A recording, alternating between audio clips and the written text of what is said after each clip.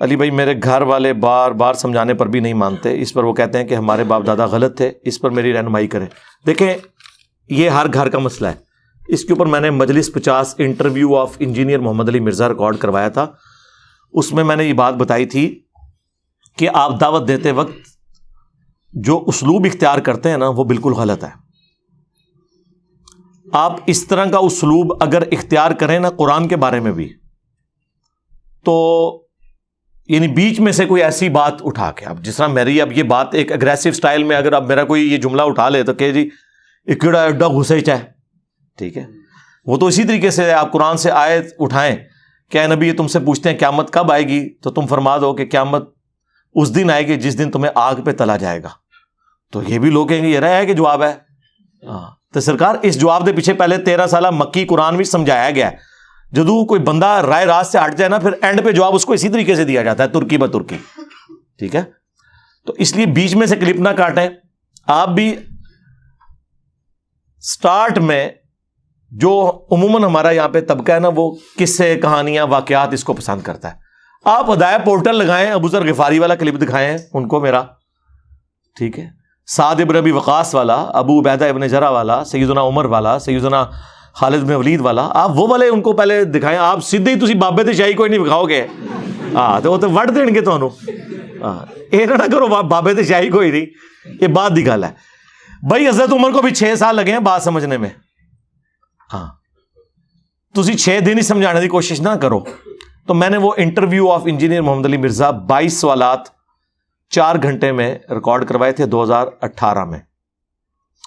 جتنی گدڑ سنگیاں ہیں نا جو میں نے سیکھی ہیں اس دعوت کے میدان میں، سارے فارمولے میں نے بتا دیا ہے کہ آپ نے جس سے بھی بات کرنی ہے نا اپنے انٹرسٹ کی بات نہیں کرنی، یہ پہلا تھم رول آپ یاد رکھیں، جو وہ سننا چاہتا ہے وہ بات کریں۔ بریلوی یہ نہیں سننا چاہتا کہ قبروں پہ مزار نہیں ہونے چاہیے، بریلوی یہ سننا چاہتا ہے کہ وہابی گستاخ ہیں، تو اسے کو بالکل اسی تواڈے نال ہاں، بہت گستاخ نے، یہ تو یزیدی نے پکے، ادھر سے سٹارٹ لینا، پہلے داڑ تھلے لے کے تے آؤ، ٹھیک ہے، تسی اگلے دندے ہی لیندے ہو، داندی تواڈے پان دیندے نے، آہستہ آہستہ آہستہ ان کو لے کے آئیں، جو ان کے انٹرسٹ کی بات ہے وہ ان سے کریں، ان کے دیکھیں نا جی ان کے وہ بڑے نے اشرف علی رسول اللہ کلمے کو انڈورس کیا ہوا ہے، وہ بریلوی تو اڈے گا خوشی نال واج، جدو اڈے نا پھر وہ تسی پر کٹنے نے، انہوں کہنا جی بس میں بھی مطلب تواڈے کولوں یہ سیکھیا سی، اے ہن چشتی رسول اللہ بھی نکل آیا، شبلی رسول اللہ بھی نکل آیا جی، ہن میں کہڑے پاسے جاواں، وہ تو ہے ہی مردود نا، انہوں تو چھڑ دو فارغ، ہن میں کہڑے پاسے جاواں، تو ایٹ لیسٹ وہ مانے نہ تہاڈی جان چھڑ دین گے جی، یہ میں تمہیں دس دیں۔ ایک وقت تھا کہ یہ لوگ یعنی کتاب و سنت توحید کی بات کرنے والوں کو سینہ تان کے سامنے کھڑے ہو جاتے تھے، اب منہ چھپاتے پھر رہے ہیں۔ میں نے اس لیے کہا تھا کہ اب بریلویوں نے بھی عشق رسول کا سرٹیفکیٹ لینا تو ادھر سے ملے گا، جن کے بزرگوں نے اپنے ناموں کے کلمے پڑھائے اور انہوں نے چھاپے ہوئے اور مناظرے کیے ہوئے، ان کو کیا حق پہنچتا ہے کہ وہ ہمیں بتائیں کہ ہم عاشق رسول ہیں یا نہیں ہیں، اور نسو ادھروں اسی دساں گے کون ہے۔ اور یہ میں تکبر کے طور پہ بات نہیں کر رہا، ظاہر ایک علمی میدان میں یہ بات ہو رہی ہے، تو انٹرسٹ کی بات کریں۔ پھر اگلے سٹیپ میں یہ دیکھیں کہ اب سپوز ربیع الاول کا مہینہ ہے، اس میں آپ جنگ صفین تو نہ لے کے بیٹھ جائیں، اس میں میلاد کے اوپر بات کریں، اور سمپل ان سے پوچھیں کہ یار یہ جو شیعہ ہیں یہ جو 10 محرم کے اوپر جلوس نکالتے ہیں، کوئی کٹے کسی صحابی نے، کوئی تابعی نے، دیکھنا بریلوی تو نہیں پتہ ہے ہی گمراہ نے، ہاں انہوں پتہ ہی نہیں کیا ہونا ہے، انہوں کہنا چلو یہ تو نہیں سی کٹا، لیکن جو مولا علی کوفے دی جامع مسجد میلاد دا 12 ربیع الاول پروگرام کراندے سن، اس میں وہ نعت عمار بن یاسر پڑھتے تھے، تو لنگر پہ حضرت حسن کی ڈیوٹی ہوتی تھی، سبیل پہ حضرت حسین کی ہوتی تھی، وہ دا والا کتنے حضرت منو دس دو آئے نا داڑ تھلے، تو پھر وہ نارملائز ہوں گے۔ پھر انہیں آپ مسلم کی حدیث بتائیں، فیہ ولدت و فیہ انزل علیہ، پھر آہستہ آہستہ آہستہ اس معاملے پہ لے کے آئیں، ٹھیک ہے نا۔ اہل حدیث سے اگر آپ وہ بات کریں گے جو ان کے انٹرسٹ کی نہیں ہے، ان کو تو اس سے کوئی لینا دینا نہیں ہے۔ اب اہل حدیث سے آپ یہ بات کریں گے کہ بھی ننگے سر نماز کیوں پڑھتے ہو، بھئی وہ تو اس کو ڈیفینڈ کرے گا۔ آپ نے اہل حدیث سے یہ بات کرنی ہے کہ یہ بتاؤ یار رفع الیدین کی حدیثیں واضح بخاری مسلم میں لکھی ہوئی ہیں، یہ کیوں نہیں مانتے ہیں حنفی؟ تو وہ آپ کو کہیں گے یہی تو ہم کہتے ہیں منکر ہیں حدیث کے، اسی لیے تو ہم نے اپنا نام اہل حدیث رکھا ہوا ہے۔ آپ کو پتہ ہے نام انہوں نے اس لیے رکھا ہوا ہے اہل حدیث۔ آپ ان سے پوچھیں نا یار اہل قرآن نہیں ہو، کہتے ہیں ہم اہل قرآن ہیں، لیکن قرآن کو تو سارے مانتے ہیں۔ حدیث کے مقابلے پہ یہ اہل فقہ ہے، اہل الرائے ہیں، اس لیے ہم اہل الحدیث اپنے آپ کو کہتے ہیں، کیونکہ ہم حدیث کے ماننے والے ہیں۔ انہیں کہا جی بالکل اسی وجہ سے ہم نے بھی رفع الیدین شروع کیا ہے کہ بخاری مسلم میں نکلا ہے، لیکن ہوں ایک مسئلہ ہو گیا ہے۔ ہاں وہ جو انجینئر ہے نا وہ جیلم والا، انہیں بڑی عجیب جی حدیث کڈی بخاری چوں 2812 تقتلہ الفئۃ الباغیہ یدعوہم الی اللہ ویدعونہ الی النار۔ تو عمار، ویح عمار، افسوس ہے عمار، تو اسلام کے لیے اتنی خدمت کر رہا ہے نا کہ 2 پتھر تو نے اٹھائے ہوئے ہیں، تجھے ایک باغی جماعت قتل کرے گی، تو انہیں اللہ اور جنت کی طرف بلا رہا ہوگا، وہ جماعت جہنم کی طرف بلا رہی ہوگی۔ تو یہ حدیث بخاری میں بھی ہے 2812-447، مسلم میں اس کے اوپر تلے 5 طرق ہیں، 7320 سے لے کے 7324 تک۔ تو اب وہ رفع الیدین والی حدیثیں تو نکلی تھیں، یہ بھی نکل آئی ہیں، ان کے کریے۔ ہاں اب وہ ادھر ادھر بھاگے، اس کو جی بس سمجھ آ گئی ہے۔ انفی بھی بیچارے اپنی جگہ صحیح نسدے نے، کیونکہ تواڈے دے بھی جدو پوچھل دے پیرا ہوتا ہے نا، دم پہ پاؤں آتا ہے، چلے مفادات پہ ضرب پڑتی ہے۔ تو آپ کا بھی ایٹیچیوڈ وہی ہے، ٹھیک ہے؟ شیعہ سے آپ نے خلفائے ثلاثہ کے اوپر کیوں بات کرنی ہے؟ شیعہ سے تو آپ نے یہ بات کرنی ہے کہ یار یہ جو جنگ صفین کا جب ایشو ہوا ہے اور مولا علی علیہ السلام نے قنوت نازلہ پڑھی ہے امیر شام کے اوپر، بہت خوش ہوں گے، انہیں کہیں وہ تو ناج البلاغہ میں باقاعدہ موجود ہے کہ مولا علی نے معاویہ بن ابی سفیان کو اپنی اطاعت کی طرف بلایا، اور بس اس میں بس ایک بڑی عجیب سی چیز میں لکھی ہوئی ہے ساتھ، کہ انہوں نے کہا کہ اہل شام کی غلطی ان پر ہائی لائٹ کرو، ان پہ سب و شتم نہ کرو، تاکہ جو حق سے ناواقف لوگ ہیں وہ حق کی طرف واپس آ جائیں۔ یہ ناج البلاغہ میں مولا علی نے لکھا ہے۔ انہوں نے اپنے شیعہ کو میدان جنگ میں بھی سب و شتم سے روکا ہے، یعنی سب سے اس وقت تو مرائل بلند ہونا چاہیے نا، اگر گالی نکالنے کا کوئی موقع ہے تو سامنے ہے، اور کہتے ہیں دیکھیں کہ یار مولا علی تو اتنے وفادار تھے اپنے نبی کے کہ انہوں نے اپنی زبان کبھی صحابہ کے بارے میں ایسی استعمال نہیں کی ہے، لیکن یہ دیکھو بنو امیہ کے لوگ یار یہ 60 سال تک ممبروں سے مولا علی پہ لعنت کرواتے رہے، وہ کہے گا ہاں جی بالکل یہی تو ساڈا مسئلہ ہے۔ تو انہوں نے کوئی یار اج کل کتنے نے جڑے ممبراں تو صحابہ نو گالاں کٹتے ہون، وہ تے ادو تے سن تے ہن بھی تے موجود ہون گے نا کدھرے، اللہ معافی دے آپا۔ ہاں ہاں وہ ہمارے شہزاد بھائی ہیں نا، وہ صحیح مسلم کی حدیث اپنے ایک اہل حدیث، وہ خود بھی اہل حدیث تھے مسلم ہونے سے پہلے، یعنی اہل حدیث بھی مسلمان ہے، یعنی چھڑا مسلم ہونے تو پہلے، تو وہ اپنے اہل حدیث دوست کو بتا رہے کہ مسلم کی حدیث ہے علی سے محبت نہیں رکھے گا مگر مؤمن، علی سے بغض نہیں رکھے گا مگر منافق۔ تو ساتھ ہی ان کا یار دیکھو کہ نبی اسلام نے حضرت علی کی محبت، ان کا ہاں جی بالکل ہم تو علی کو مانتے ہیں، ان کا یہ دیکھو فضائل صحابہ عامر حنبل کی کتاب میں ہے کہ حضرت علی کی وجہ سے 2 فرقے جہنم میں جائیں گے، 2 گمراہ ہوں گے، ایک ان کی محبت میں غلو کر کے اور ایک دشمنی میں۔ ان کا ہاں بالکل یہ جو رافضی ہے نا شیعہ، دیکھیں کتنا محبت میں غلو کرتے ہیں، نبی سے بھی بڑھا دیتے ہیں۔ تو پھر وہ کہتے ہیں یار تم نے کبھی اس کے دوسرے حصے پہ نہیں غور کیا کہ ایک دشمنی میں بھی غلو کریں گے؟ کہتے ہیں یار اے کون نے؟ تو انہوں نے کہا اللہ معافی دے آپا اسی نہ ہو، ٹھیک ہے؟ جو میں نے بولا تھا یہ ہو ہی نہیں سکتا کہ کوئی سنی ہو اور اس میں ناسبیت نہ پائی جاتی ہو، تھوڑی سی وہ ایک آپ کو پتا کیمسٹری میں پارشل بھی ہوتا ہے، ایک چھوٹا سا چارج آ جاتا ہے، وہ کلچرل ہے، الا ماشاء اللہ۔ مطلب یہ میں اس میں ظاہر اپنے آپ کو تو نہیں شمار کر رہا، یا ڈاکٹر تعلق قادری صاحب کو تو اس میں شمار نہیں کر رہا ہوں گا جب میں یہ بول رہا ہوں گا۔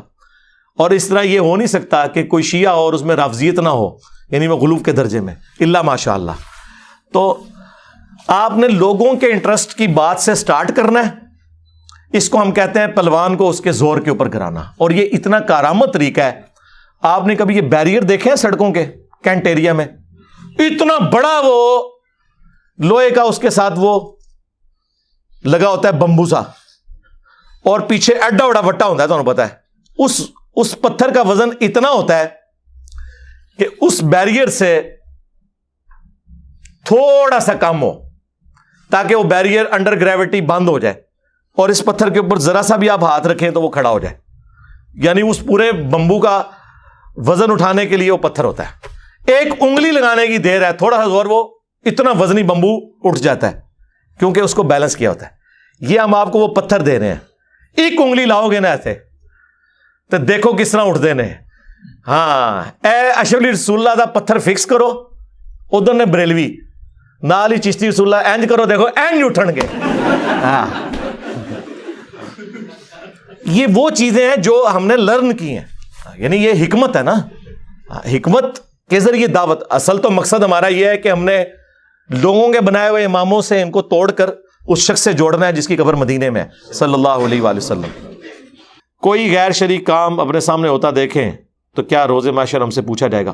ہر بندے کی ڈومین بھائی علیحدہ ہے, ہر جگہ نہیں آپ نے لچ تلنا. آپ صرف پابند ہیں اپنی فیملی کے, انفسکم واہلیکم نارا. پھر جس کو اللہ تعالیٰ جو بڑا منصب دیتا ہے, جس طرح بخاری مسلم میں حدیث ہے کہ تم میں سے ہر شخص نگہبان ہے. ایک حکمران اپنی رعیت کے اوپر نگہبان ہے, اس سے اس کے بارے میں پوچھا جائے گا. پھر نبی علیہ السلام نے فرمایا ایک مرد اپنے گھر والوں پر ہے, اس سے پوچھا جائے گا. ایک عورت اپنے خاوند کے مال اور بچوں کے اوپر نگہبان ہے, اس کے بارے میں پوچھا جائے گا.